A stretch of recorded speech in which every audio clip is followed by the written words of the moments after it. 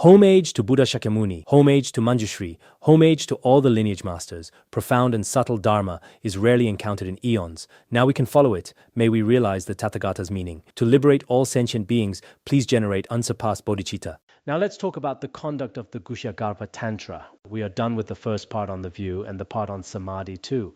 So now for the third part, we will look at conduct. Like we mentioned yesterday, tantric conduct involves union and subjugation. These two are actually very specific types of conduct in the secret mantra.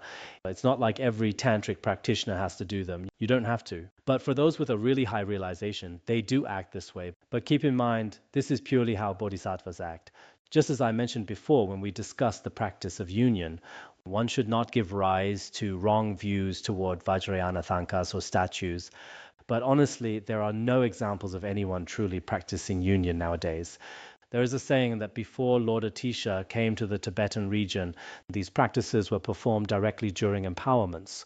But later on, Lord Atisha felt that the capacity of many practitioners was not yet at that level. He worried that the world would find the secret mantra unacceptable and that people might be led into wrong paths. Therefore, he prohibited those practices from then on. However, as I've asked you all before, you must maintain unwavering faith in the secret mantra. This is because ordinary people are often stained by their worldly desires and common attachments, which frequently pollute their mind streams. Actually, this will create obstacles on your path to liberation. You can find similar stories in the sutras as well. In the basket's display, the Buddha spoke to the Bodhisattva Nivarana Vishkambin.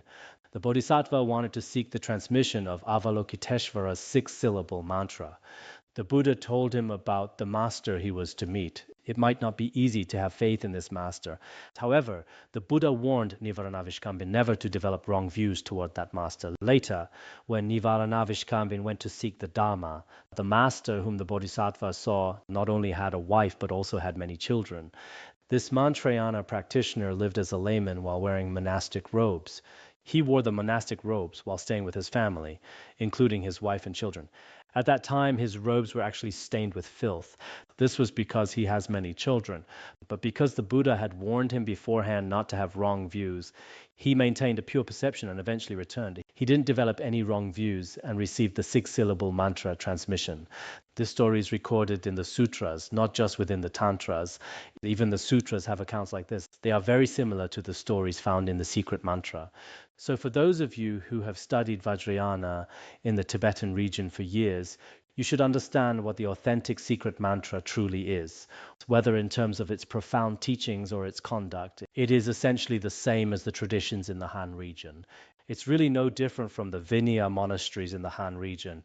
The same goes for those who specialize in Vinaya in the Han region. They study the four-part Vinaya and the Sarvastivada traditions from the Tripitaka. In the Tibetan region, every monastery is also built on the foundation of Vinaya. For example, in all the thriving centers of Tibetan Buddhism today, the five great treatises are the core, and among them, Vinaya is fundamental. Everyone should prioritize the Pratamoksha vows of the Hinayana. Our Larungar is no exception, as you all know. However, we must not simply reject the specialized conduct of the secret mantra. We need to understand these practices as well. If you don't understand them, then honestly, whether abroad or elsewhere, you might see people acting in the name of the secret mantra, doing all sorts of things. But as for these activities, if we don't understand the basic principles of the secret mantra, we might mistakenly accept them ourselves. If you engage in such things when you're clearly not qualified, you end up deceiving yourself and others. This does happen. On the other hand, when seeing these statues or certain related practices, you might develop wrong views toward them. Because they don't match the sutras you usually see. You might want to reject them. Yet if you do so, you are rejecting what is actually a very profound, skillful means. It is not right to reject it based on your own ordinary discursive thoughts. So, on one hand, we should all have an open and inclusive mindset and learn how to observe carefully. Do not immediately reject or criticize something just because it differs from your views or certain scriptures. That's not appropriate. On the other hand, you must adopt a very cautious and conscientious attitude when accepting these teachings. Otherwise, you could fall into negative karma and risk ruining yourself and others. So I think teaching the secret mantra now is very fitting. I believe many of you here, given your level of understanding and wisdom, have the ability to protect your future practice. We must not hold an excessively narrow-minded view, nor should we be overly open, as both of these are extremes. So you must use your wisdom to choose correctly. Many of you are very intelligent. Once you've learned the principles from the treatises, you will understand things clearly, whether you are studying on your own or listening to others. The great masters of the past have explained all of this to us very clearly. And these are not merely individual opinions. This is, in fact, the core doctrine of Buddhism. This is precisely what the Buddha's teachings are. Thus, I believe that for many of you within this short human life, being able to encounter such secret mantra teachings is an exceptionally rare opportunity earned over many kalpas and lifetimes. Now that you have received these secret mantra teachings, I hope nobody gives up halfway. Some people, due to their own lack of wisdom, stop in the middle of their studies. They either quit altogether or switch to other schools and begin to reject Vajrayana. However, such rejection will not truly cause any harm to the secret mantra itself. Whether there are 100 more practitioners or 100 fewer makes little difference. However, for the individual, the fault of slandering the Dharma is unimaginable. Ultimately, it causes massive harm to one's own mind stream. So everyone must protect themselves with skillful means and wisdom. You should never abandon the secret mantra. Once you abandon the secret mantra, the karmic retribution for your future lives will be terrifying. Even in this current life, slandering or disrespecting the secret mantra can lead to various very inauspicious occurrences. I have known of cases where such individuals faced many problems. They faced all kinds of problems, from illnesses to family troubles. Furthermore, the retribution of the Vajra hell in the next life is beyond imagination. Now, let's move on. Yesterday, we talked about the practice of subjugation in the secret mantra. If one has even a small amount of faith, the merit is immeasurable. In this day and age, these days, there are many who wrathfully stab at dough effigies with purbas. When we are practicing the great accomplishment rituals together, there is a specific stage in the middle for subjugating demonic forces. Specifically in the afternoon, either before or after the feast offering, there is a ritual dedicated specifically to the subjugation of demons. At those times, some masters might be invited to someone's home to chant scriptures or perform these great accomplishment rituals to protect the patron's family members from illness and safeguard their wealth. The master will act as if he is filled with wrathful indignation. With a fierce aura, he points the furba dagger at the dough effigies representing the demons, while attempting to lure into the effigies the victims of gravely serious karmic afflictions who suffer the consequences of wandering in the three lower realms. In fact, there are few who are actually able to focus on transferring the consciousness of the victim to a higher state through this mantra ritual of liberation. What this means is that technically, in a real subjugation ritual, a yogi uses his meditative concentration and his compassion to summon the consciousness of the being to be subjugated, merging it with the dough effigy I just mentioned. Then, through the power and blessing of the purba, that being's consciousness is immediately liberated. As we discussed yesterday, there are three satisfactions. The Dharma protectors are satisfied by blood and flesh. The yogi's own wealth and longevity are satisfied. And the subjugated being is satisfied by being liberated to a pure land. A yogi must possess the capacity to fulfill all these three satisfactions. However, some yogis lack this power and merely perform the ritual with a fierce aura of anger. Those who are truly capable of performing such subjugation are very rare. Even so, if a practitioner can perform an approximation of the ritual, then such attempts will indeed amass boundless merit. This practice cannot be compared to ordinary mind training and meditation, since this relies upon the intention of unequaled compassion and the skillful means of mantra activity. What it's saying is that it's great if we can truly practice this subjugation ritual. For a yogi who really wants to practice this, first you must use realization to subjugate yourself, and then use compassion to subjugate others. This is known as the twofold subjugation. First, you must realize emptiness. After realizing emptiness, you subjugate your own self-attachment. The demon of self-attachment must be completely tamed. Only then can you use compassion to subjugate others. You must possess both of these capacities. However, some people do not possess such realization. They rely solely on certain tantric subjugation rituals and wrathful mantras.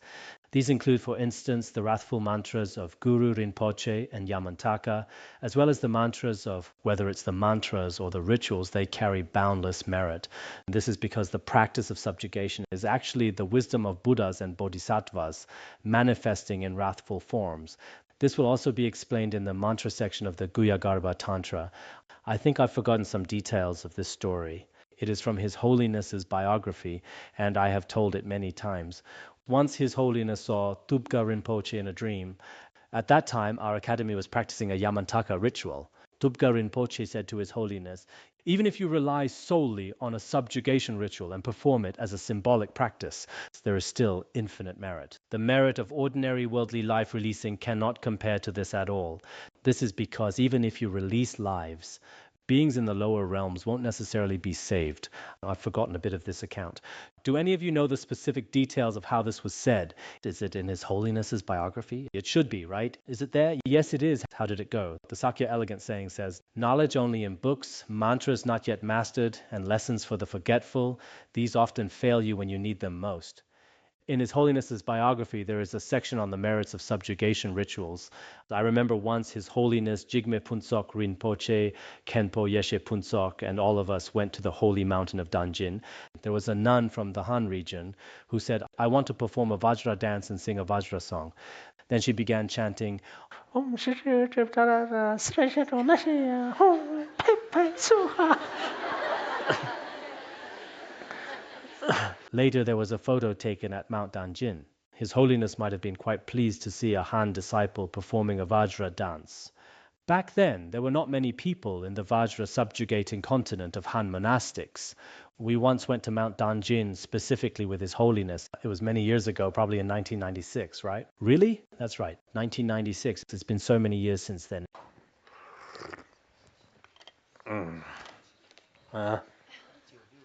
So.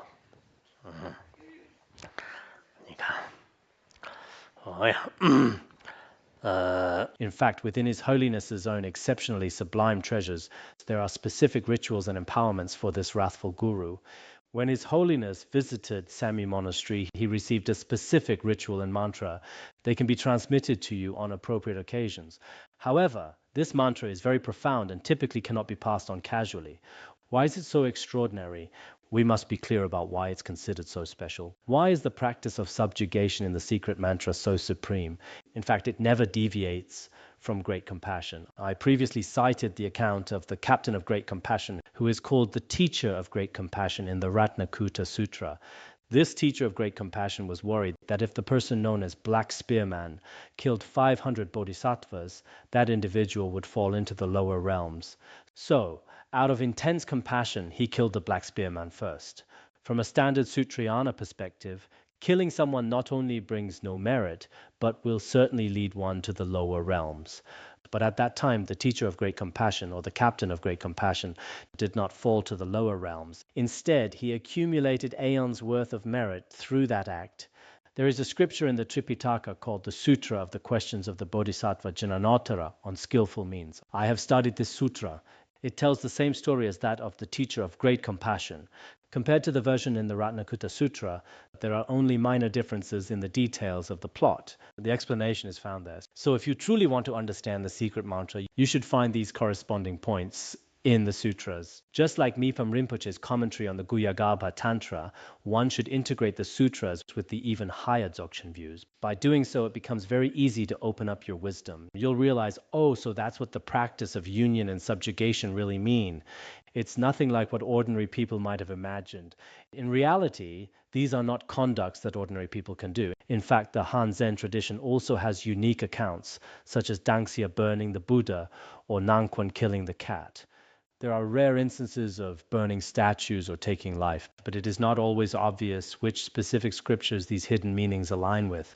This is because the Sutrayana teachings were primarily intended for the capacities of the general public. In this way, I think many people can completely clear up the misunderstandings and apparent conflicts between Sutra and Tantra. It also states in the Guhya Samaja, those who despise the Vajra master and the supreme great vehicle should be liberated and through these severe actions sent to higher realms. From there, the state of awakening and the siddhi of mantra will be attained. The Guhya Samaja Tantra states that those in this world who slander the Vajra Guru or the Mahayana teachings should be subjugated or expelled from the human realm to another pure land, so they do not remain here to continue accumulating negative karma. Of course, performing subjugation is not that easy. You cannot just do it whenever you wish. If that were the case, a mantra practitioner could immediately subjugate all beings in the three lower realms. In reality, this requires the right causes and conditions to ripen. If the timing is not right, you cannot simply subjugate anyone who slanders the Mahayana. I heard that during the Cultural Revolution, some people often challenged, don't you have these subjugation methods? We are destroying the Mahayana on purpose. Subjugate us now if you are so capable. However, the conditions do not immediately align for everyone who commits negative karma. In all matters, even the Buddha's guidance of sentient beings depends on causes and conditions. According to the biography of Padmasambhava, the beings who are truly ready to be subjugated have actually created a vast amount of positive karma over millions of aeons. In this current life, they have essentially become beings in their final existence. Based on the condition of their temporary negative acts, they are then subjugated by a Vajra mantra practitioner. The biography of Padmasambhava includes an account of the great secret lord Vajrapani, the great secret lord, subjugating Rudra. The process is explained in that very way within that account. Thus it states here that whoever performs such subjugation or expulsion is acting with supreme bodhi and can attain extraordinary siddhis. In the Tantra of Red Yamantaka it states, listen, slaying such beings is a deed well done. Since there is no slaying and no one to be killed, this is quite rare. Usually killing is a negative karma, but here it becomes a virtue. And why is it called a virtue? Since there's no slaying and no one to be killed. In a true sense, you haven't killed them at all. Until liberated from all negativity, death is also not death. Even with thousands of negativities, rebirth in the lowest hell realms can still be averted. How astonishing are those with immeasurable enlightened qualities! Through slaying, fully awakened Buddhahood can be achieved. And through compassion toward all beings who are the objects to be slain, let them be slain. How astonishing that this occurs through the power of compassion and cannot be accomplished by those whose compassion is weak. In a true sense, this is not killing at all. It is actually severing the suffering of cyclic existence in the lower realms, helping the being attain liberation. The dead person has not actually died. Instead of falling into the Avicii hell due to millions of past negative karmas, a truly extraordinary yogi, a great practitioner or a mantra practitioner uses killing as the cause to lead them to the fruit of Buddhahood. Thus, one only performs such subjugation by killing out of great compassion. This kind of subjugation can only be practiced if one possesses supreme compassionate power. If your power of compassion is weak, you will not be able to achieve real subjugation. Now, we understand that the secret mantra definitely has these methods of subjugation. Even so, you must never chant these mantras with an evil intent. For instance, do not think you can chant subjugation mantras or practice Vajrakilaya.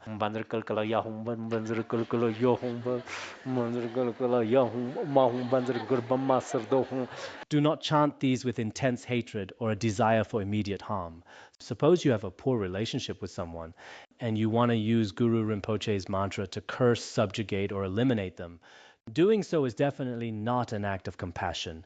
Subjugation must be driven solely by great compassion. If one possesses great compassion and the realization of emptiness, there is ultimately no difference between Sutrayana and Mantrayana.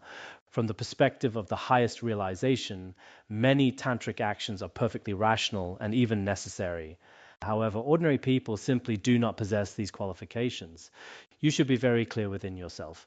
If I intend to subjugate another, am I truly acting out of the greatest compassion like the captain of great compassion? Am I acting without a single shred of selfishness? This spirit of complete self-sacrifice exists in both the Sutra and Tantra traditions. Therefore, those with weak compassion cannot practice this. This is vital. Everyone must understand this. In the root Tantra of Vajrakilaya, it states, the samaya of liberating with compassion is not killing and suppressing. The aggregates are permeated with vajras, and through meditation the consciousness becomes a vajra. In the various Vajrakilaya rituals, such as in the latter part of His Holiness Jigme Phuntsok Rinpoche's Vajrakilaya, the necklace of jewels, perhaps within the praises, there is a similar section which states, subjugate through great compassion. This is the samaya of subjugation through compassion in Mantrayana. Having this vow means that for the being subjugated, one does not truly end their life or kill them, nor does one truly suppress them into the ground or a cave. On the surface, some Mantrayana rituals speak of suppressing demonic forces under 9 levels of earth, pinning them down with a vajra for many aeons so they cannot emerge. There are indeed such rituals. But in reality, this practice is neither killing nor suppression. What is it truly? It is truly the Tathagata's vajra body, speech, and mind pervading the sentient being's 5 skandhas. The Tathagata's Vajra body pervades their physical form. Their impure consciousness is visualized as or transformed into the Tathagata's true wisdom Vajra. That is to say, the originally impure consciousness and body have simply been transformed into the 3 Vajras. The 3 gates of body, speech, and mind are turned into the 3 Vajras. Thus, a being who is truly subjugated in this way must have a very strong karmic connection to receive such a benefit. Therefore, we should reflect. Presently, we do not possess the capacity for subjugation or union as described in Mantrayana. For subjugation and union are not performed with hatred or desire. Subjugation is not done with hatred, and union is not done with desire. One cannot have even a sesame seed's amount of greed or hatred. Beyond that, it is a special conduct used to awaken their non-conceptual wisdom. So when we see such rituals, or when we see wrathful deities or images of passion and peace, we should make a heartfelt aspiration. As an ordinary person, I cannot practice this directly now, but I hope that one day I will also be able to attain such a level of realization. On the surface, one might wonder if we ordinary people would violate the root samayas of Mantrayana by not practicing subjugation or union. That is absolutely not the case. Rongzom Pandita and Longchenpa both address this. In the commentary on Finding Comfort and Ease in the Nature of Mind, Longchenpa explains that for beginners who cannot yet consume the 5 nectars during a tsok offering, simply maintaining a symbolic visualization is acceptable and will not result in a broken samaya. Some people might interpret the profound teachings of Mantrayana too literally. Why is it that only after receiving empowerment and undergoing long-term training in the preliminaries can one enter the main practice of the secret mantra? If you have just taken refuge or just entered Mantrayana, you cannot jump straight into these practices. You still need a certain degree of training. Otherwise, you will lack the necessary depth of understanding. This is why we require everyone to complete the 500,000 preliminaries. By completing these 500,000 preliminaries, you will have recited the refuge 100,000 times. At the very least, you must be true to your word. I take refuge in the natural bodhicitta. You have said this 100,000 times. If you have prostrated to Guru Rinpoche 100,000 times, then one could say your body has been trained so many times, your speech has said it so many times, and your mind has thought it so many times. I believe those who complete the preliminaries generally will not give up on their Mantrayana practice. If they were to quit, they'd feel embarrassed themselves. After doing 100,000 prostrations, it would be downright embarrassing to quit. Even in the ordinary world, it just wouldn't make any sense. So this training is necessary. In this way, by eliminating disrespect for the seemingly outrageous conduct of mantra, cultivate supreme devotion with a mind that realizes these profound crucial points. So as I just said, concerning the profound methods of union and subjugation in Mantrayana, one must never have a disrespectful heart. Instead, you should repeatedly hear, contemplate, and practice to eliminate all doubt and the obstacles of misunderstanding. Relying upon profound wisdom, one approaches the view, meditation, conduct, and result of Mantrayana. We previously discussed the view of the non-dual purity and evenness, followed by samadhi, specifically the 9 methods of placing the mind. Khenpo Yuanyan has prepared a chart for this. It should be very well done. I will share it with you when it is convenient. When I taught the 9 methods of placing the mind the other day, it was a bit complicated. She made a chart the day before yesterday, and I made a few small adjustments to it. It will be sent to you later. When discussing samadhi, we covered the 9 methods of placing the mind. Conduct is then practiced on the basis of integrating the view and samadhi. If you lack the view and meditation entirely and only display tantric conduct, then that is problematic. It is not just in Mantrayana. You cannot succeed in any worldly field of study without them. For example, what is the view of a university? It's that one gains knowledge through study. What is the meditation of a university? It's the experience of university life. That is the meditation. If someone has neither the university view nor the meditation, but suddenly produces a degree and goes around claiming, I graduated from Peking University, they would be considered a madman. The Dharma practice works in exactly the same way. Next, let's discuss the purpose of conduct. In general, both temporary and ultimate CD will be accomplished, and in particular, through profound conduct that brings swift results based on timing. These special tantric conducts based on timing cannot be practiced if the right conditions and timing have not yet matured. Thus, the profound conduct based on timing refers to conduct where all conditions for an act, like subjugation, are fully present. When this substantial cause is complete, such conduct can enhance one's realization and lead to swift Buddhahood. Causes and conditions are very important. This principle of cause and condition is taught in both Sutrayana and Mantrayana. When the conditions are fully ripe, for instance, when the two conditions of a devoted disciple and a realized master meet, the awakening can occur in a very short time. Zen Buddhism is exactly the same. In short, this is the practice that accords with the view and meditation. This point is critical. The view cannot be lacking and the meditation cannot be lacking. Based on these, the post-meditation conduct enters the profound mandala. The other 9 topics to be discussed are also related to conduct. First, there must be the view. Without it, right conduct is impossible. Then there must be meditation. With the view and meditation established, one's conduct of body, speech, and mind manifests in the post-meditation state. Then one enters the profound tantric mandala. Drawing the illustrative mandala, receiving or conferring empowerment, these all belong to conduct. Receiving empowerment from a guru or bestowing empowerment upon others, these are tantric conducts. Maintaining samaya, practicing the approach and accomplishment, making offerings in order to please the deities, accomplishing enlightened activity, reciting mantras, or relying upon mudra, everything discussed here refers to tantric conduct. Therefore, tantric conduct cannot be separated from the view. With the right view in place, whether reciting mantras, visualizing the deity, drawing mandalas, or giving empowerments, all of these are considered tantric conducts. So I truly hope that for us Mantrayana practitioners, our conduct should be in accordance with the Dharma. Sutrayana has its own standards of proper conduct, as does Mantrayana. If one acts inappropriately, they will be mocked by people in the world. Deities will mock it, and the Dakinis of the 10 directions will give punishment. Such improper conduct is entirely unnecessary. Thus, conduct broadly encompasses everything. All the other tantric topics are related to conduct. This is the temporary aspect where it touches upon other actions. It ultimately abides solely as the nature of phenomena, the truth of the inseparability of purity and evenness. When this is the experience, the limits of acting and not acting have been transcended.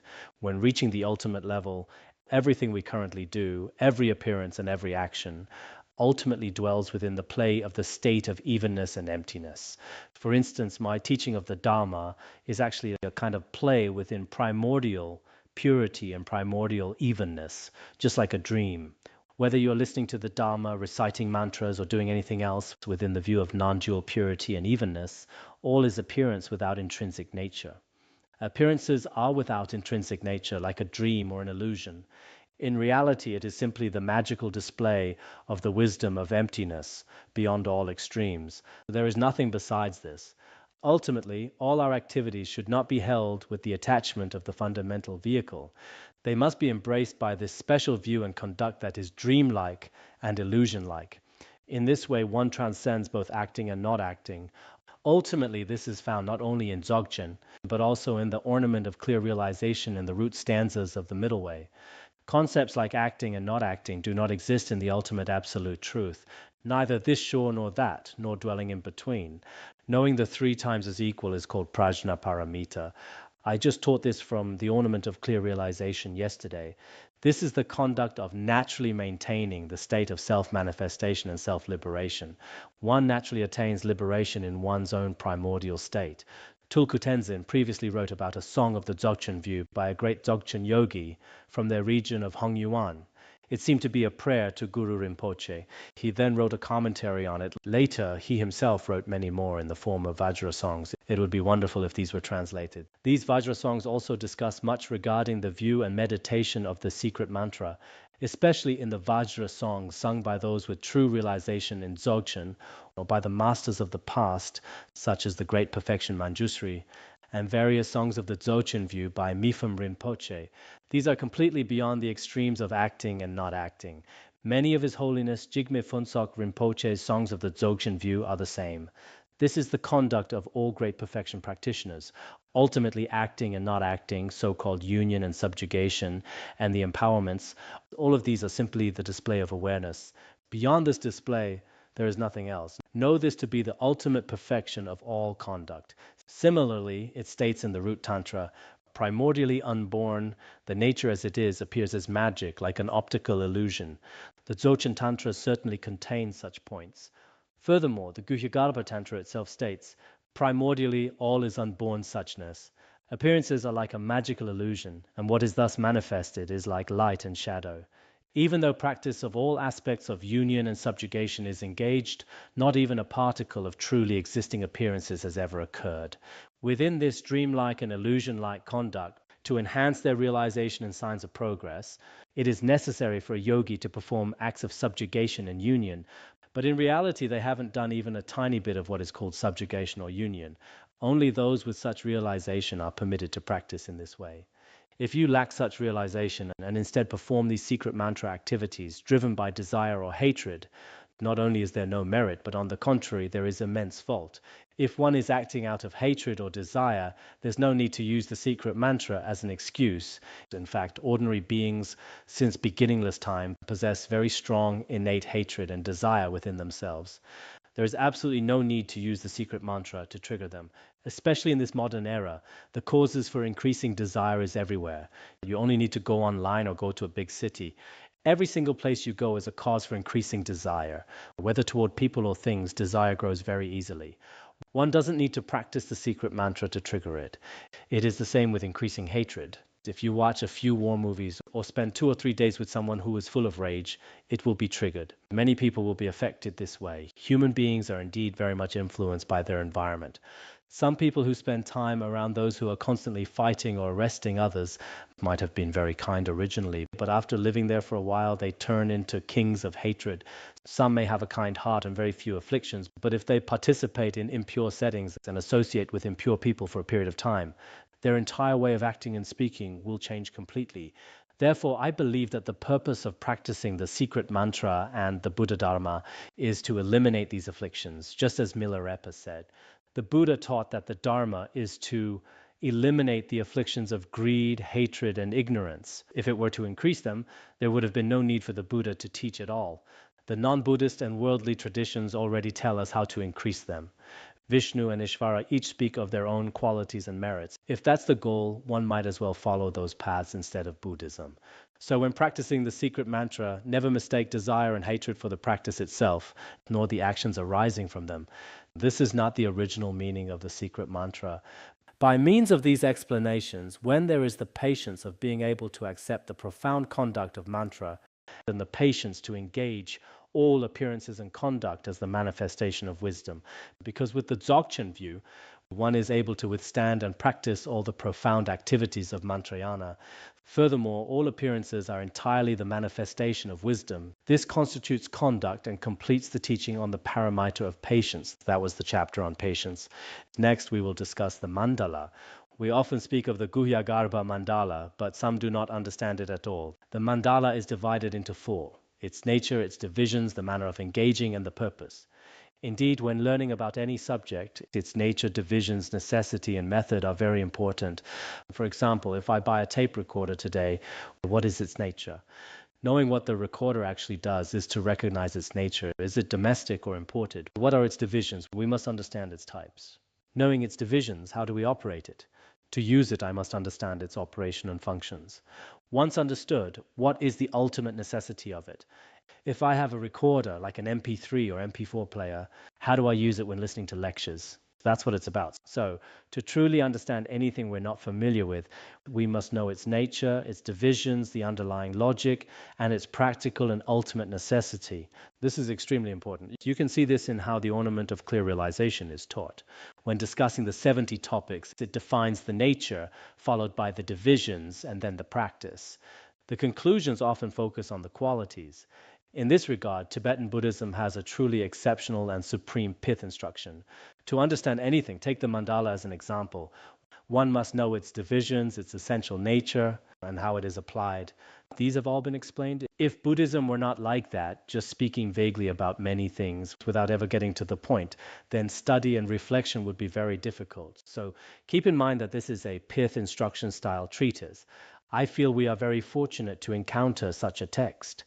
First, concerning the nature, Within the single nature, various aspects appear, the inner and the inner outer mandalas. They are the display of inconceivable wisdom, the supreme mudra of the fearless Samantabhadra. The verse states, though everything is of one single nature, it manifests in all sorts of different forms. The inner mandala refers to the deities within the world of sentient beings. The inner outer mandala refers to things like the external palaces and pure realms. These are all an inconceivable display of wisdom. Because of this, it is fearless Samantabhadra. It is sealed by and never separate from the pure and even state of Samantabhadra.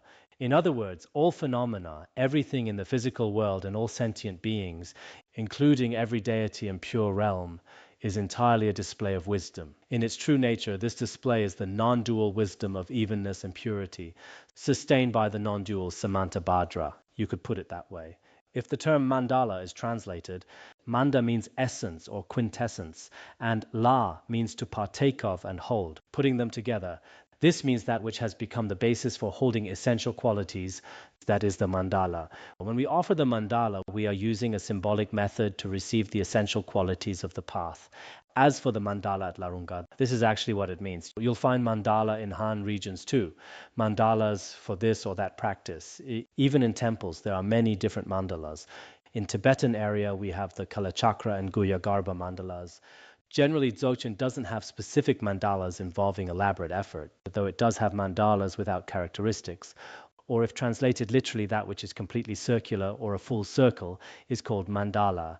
It has a primary figure in the center, surrounded by a circle, like the cosmic mandala, with Mount Meru in the center, surrounded by the 7 mountain ranges and 7 seas. This is also called a mandala. That's the meaning of mandala. A central deity surrounded by a retinue can be called a mandala. Mount Meru in the center, surrounded by other worlds, is also a mandala. And receiving an essential quality is called a mandala as well. So whenever we talk about the Mantrayana concept of a mandala, you must understand its essential nature. This is interpreted as whoever is the principal deity surrounded by a retinue, or a Dharma king Bhagawan along with his palace and retinue. All of these can be referred to as mandalas. In this context, mandala means the basis of supreme qualities appearing as the nature of the perfectly pure support and supported. This means the basis for receiving all spiritual qualities, the pure, even, and non-dual nature of the supported and the support. What do supported and support refer to? The supported is the deity, and the support is the pure realm or celestial palace. So the mandala we usually speak of is the support world, the environment, within which the supported, the deity, resides. This is a mandala. Therefore, the various mandalas depicted in assembly halls are symbolic of the supported and the support, such as the Guyagarbha mandala. Previously, His Holiness Jigme Pansok Rinpoche built the Guyagarbha mandala here at Larungar. It actually includes both a wrathful and a peaceful mandala. The peaceful mandala consists of 42 deities. The upper level contains these 42 deities and all around it. Since the mandala is explained in detail in chapter 6 of the Guyagarbha Tantra, there is an especially thorough explanation in the great commentary by Longchenpa, known as the Great Commentary on the Guyagarbha. I have taught it to a small group of people before. The text is very extensive. In contrast, Mifam Rinpoche's work, the Guyagarbha General Overview, the essence of clear light, provides a general overview. This is what we mean by mandala. So we often speak of the Sukhavati mandala. The support is the splendor of the land of Sukhavati, and the supported is Amitabha Buddha with his vast retinue of monks. That is the Sukhavati mandala, which you'll see many of in the Han regions. In essence, the mandala is the supported and the support. You can refer to the Sukhavati, Vajrasattva, or the Guyagarbha mandalas. Many people aren't sure what the Guyagarbha mandala is. In fact, the Guyagarbha mandala consists of 42 deities, the peaceful deities from the assembly of 100. All the splendor of the supported and the support is the Guyagarbha mandala. The meaning of the peaceful Guyagarbha mandala here is also like this. If divisions are made, there are the 3 mandalas of the ground, path, and result. For the first, the intrinsic nature mandala of the ground means the universe and inhabitants primordially abiding as the support and supported deities. In reality, all of the universe and sentient beings abide within the pure deities. It is also acceptable to make distinctions concerning this, starting from a single Buddha family up to the inconceivable magical manifestation matrix. This nature of the inseparable truth of purity and evenness arises as the unceasing aspects of the mandala of those to be tamed. This means that originally everything is the nature of the deities. This can manifest as a single deity or as five deity, the five Dhyani Buddhas, or 100, 1,000, or even millions of deities in an inconceivable magical manifestation matrix. All of these can manifest. These appearances are actually unceasing in their manifestation. Depending on the needs of different disciples, the splendor of the world and its beings manifests in various ways. This is called the nature mandala. The nature mandala means that if an individual prefers to practice with a single deity, then only that one deity will appear before them, such as Samantabhadra or Vajrasattva. If someone has a superior capacity and needs 100,000 Buddhas to guide them, then an inconceivable magical manifestation matrix of 100,000 Buddhas will appear. The entire array of these deities will be present. So the nature mandala is the foundation for everything, ranging from a single deity to infinite Buddhas. This is the nature mandala. It's important to understand these classifications. This is what is meant by the nature mandala. Second, for the mandala of meditating on the path, there are two: the symbolic indication mandala and the indicated genuine mandala of enlightened body, speech, and mind. First, let's look at the symbolic indication mandala. The symbolic indication mandala includes the colored sand mandala. These are often seen during empowerments. You might have seen photos of them made with colored powders. The colored powder is held in a horn or another container, and various colors such as white, red, and blue are meticulously placed. This is called a colored sand mandala, where the design is drawn with colored sand. Then there's the drawing mandala. It is painted like a tanka. Next is the proportion lines mandala, which is drawn with various colored strings to outline the structure. For example, the mandala of Samantabhadra or Kala Chakra, or the mandala of Vajrasattva. Generally, these are present during empowerments or great accomplishment rituals. At our academy, during major Dharma assemblies, we have mandalas of the 9 deities. These take a long time to prepare. For instance, for a Kalachakra empowerment, the mandala must be prepared well in advance. In a relatively simple empowerment, the practice can be completed through the visualization of one's own mind. But generally speaking, a symbolic indication mandala is required for specific Mantrayana rituals. The fourth type is the group formation mandala. One simply uses heaps of material to represent the deities. For instance, one can use grain or other materials. For the 5 Dhyani Buddhas, there would be 5 heaps used for the group formation mandala. Our practice of offering the mandala is also a form of group formation mandala. Altogether, there are 4 types of symbolic indication mandalas. Next is the indicated genuine mandala of enlightened body, speech, and mind. Within this, first is the genuine mandala of enlightened body. The mandala of enlightened body is the visualization of one's body, beginning with the solitary deity like Samantabhadra or any other deity, up to the entire celestial palace and all the deities. This is called the mandala of enlightened body. The mandala of enlightened body is visualizing the Buddhas and Bodhisattvas, from a single Buddha to countless Buddhas, and from one pure land to infinite ones. It is visualizing the body in the celestial palace of the entire environment and its beings. This is the mandala of enlightened body. Some gurus bestow empowerments through their own bodies. In the past, Lama Achak often told his disciples, "Look at my body. Within my body, Samantabhadra or other deities manifests." His Holiness Jigme Phuntsok Rinpoche gave a Manjushri Dzogchen empowerment. During that empowerment, he would say, "Look at Guru's body. The Guru's body is inseparable from Manjushri. Whoever slanders it will fall into the lower realms, but whoever has faith will attain the wisdom of Manjushri." He relied on the body to demonstrate the Vajra body of the Buddhas and Bodhisattvas. This is called the mandala of enlightened body. You can practice this yourself, or when you view a guru or Samantabhadra as a true Buddha, it is the mandala of enlightened body. There are many such terms for the mandala. Because of this, His Holiness sometimes used Buddha statues for empowerments. In ancient times, many gurus, when bestowing empowerments, especially certain specialized Dzogchen empowerments, would remove their upper clothing and allow their disciples to look at them. Finally, they would describe the inner visions they had seen to others. In this way, they would frequently display the body mandala. Of course, such a guru must be exceptional. This is only permitted for a true realized master. For an average person, let alone true realization, they cannot even grasp the basic words. If a guru makes various claims without realization, they will only lead others astray with no benefit. Next is the mandala of enlightened speech. For the mandala of enlightened speech, one visualizes the mantras of the principal deity and retinue and repeats the recitations. Whether we are reciting the Mani mantra, the Yamantaka mantra, or others, one should visualize the deity while simultaneously reciting the mantra. In fact, during recitation, the mantra and the deity are inseparable. I will elaborate on this when we discuss the mantra later. This is called the mandala of enlightened speech. We also often encounter this during empowerments. For instance, in His Holiness's Manjushri Dzogchen, it is said, "Listen to the Guru's speech, whether you find it pleasant or not." In reality, it is inseparable from the Vajra speech of Manjushri, so one should treat it with reverence. Moreover, there are many other such aspects within the empowerment rituals. Thirdly, there is the mandala of enlightened mind. For the mandala of enlightened mind, samsara is pure in its place by taking the 5 poisons as the path of the 5 wisdoms without rejection. This begins by seeing the Guru's mind, or our own discursive thoughts, as being directly transformed into primordial wisdom. This transformation is not like the approach in the Hinayana. In the Hinayana, the 5 poisons like greed, hatred, and ignorance are suppressed or severed. They believe that only after the 5 poisons are severed can 5 new types of wisdom be generated.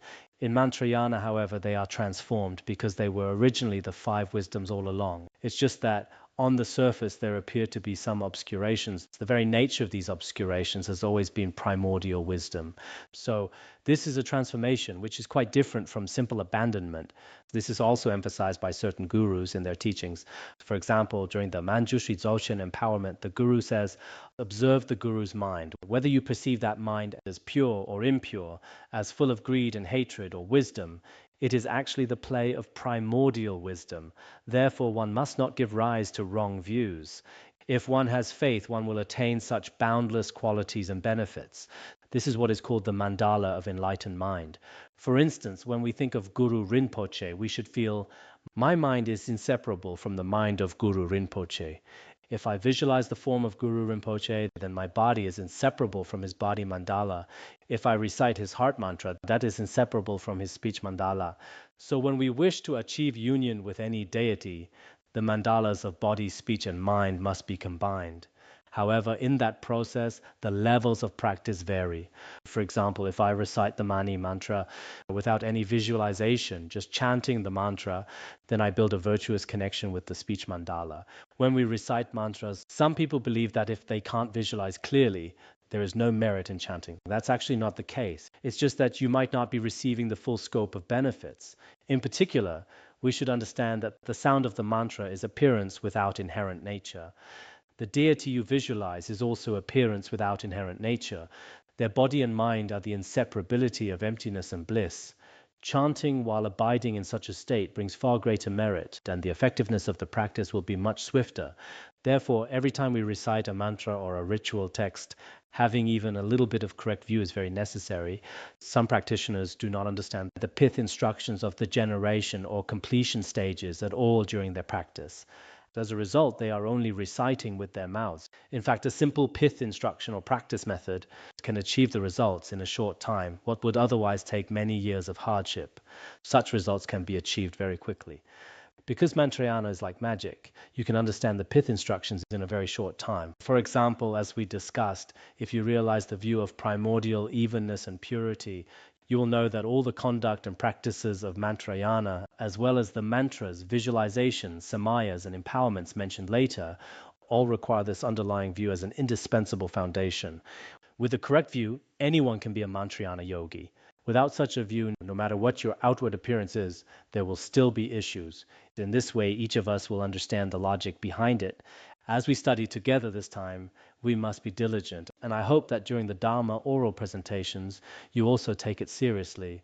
This is a special occasion. I also pray for the permission of the Dharma protectors, so that those with the karmic connection can study this well. This study should not be merely on a verbal level.